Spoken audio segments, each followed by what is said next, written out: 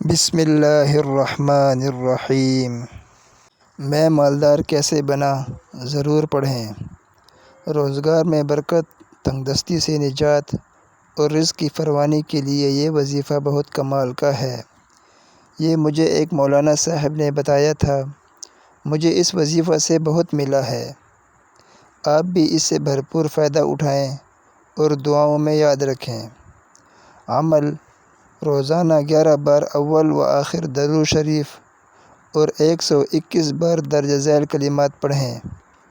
یا علیم، یا حکیم، یا رؤوف، یا شافی، یا وہاب۔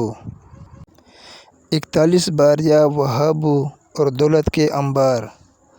اگر کوئی آدھی رات تہجد کے وقت اٹھ کر وضو کرے اور 2 رکعت نفل پڑھے اور اس کے بعد سجدے کی حالت میں 41 بار اسم یا وہاب پڑھے تو وہ غنی مالدار ہو جائے گا۔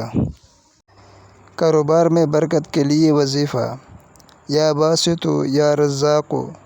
یہ اسماء کاروبار میں کشادگی کے لیے بہت کثیر ہیں، لہٰذا اگر کسی کا کاروبار ٹھپ ہو گیا ہو اور آمدنی میں کمی واقع ہو گئی ہو تو وہ ہر نماز کے بعد 303 مرتبہ ان اسماء کو پڑھ کر اللہ تعالیٰ سے دعا مانگے تو انشاءاللہ تعالیٰ اس کی روزی میں خیر و برکت پیدا ہو جائے گی۔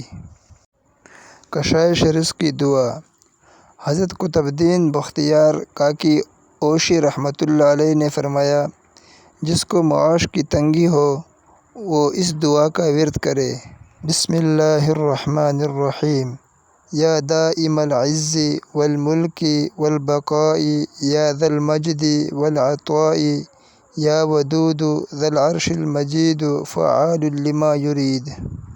جزاک اللہ خیرا۔